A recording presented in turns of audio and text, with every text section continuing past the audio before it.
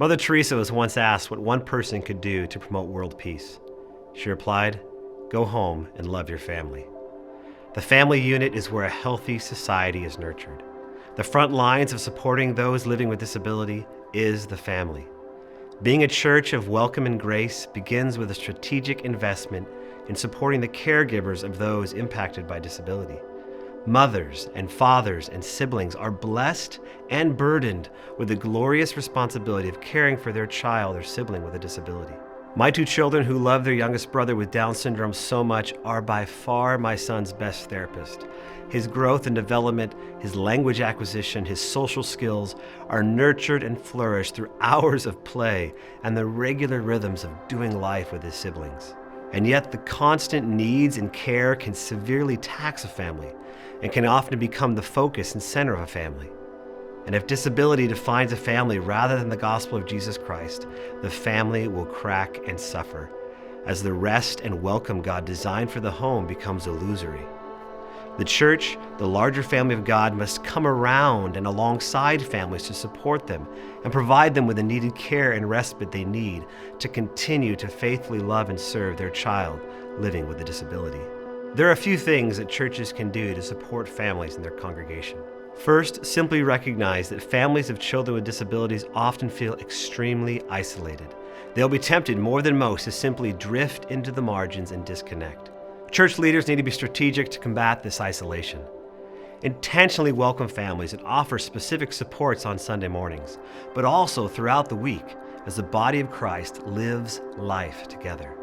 Offer transportation to events. Provide trained volunteers or buddies who can assist families. Evaluate your different curriculums to see if it is inclusive and welcoming to those impacted by disability. During the week, offer specific helps.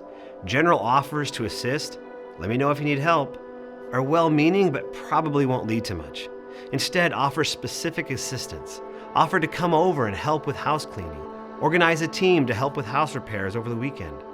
Get to know your families and look for ways to break down obstacles that isolate and aim to build bridges, those relational ramps towards inclusion and welcome. Another way to show support is to designate a family advocate, a primary person to communicate with the family and coordinate care. Support this family advocate by providing them with the training and resources they need to advocate and best serve the family. Ideally, this will occur organically as those close to the family will know them best and want to assist in care. However, it may be something the leadership of the church needs to champion, perhaps behind the scenes, finding someone with the gifts and capacities to serve. Finally, as a church body, begin hosting respite nights for families. According to a recent study, the greatest need identified by parents caring for someone with a disability was respite or reprieve. 68% of the parents surveyed called it a critical need. So respite is a crucial way for the body of Christ to support families. Respite nights provide a practical way for the church to implement a simple, sustainable, and highly significant structure of care for families.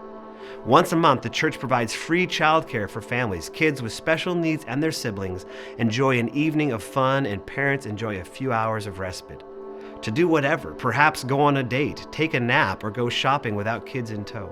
Respite volunteers are trained, and every child with special needs has a one-on-one buddy to care for them. The monthly regularity and rhythm provides families with something to look forward to every month.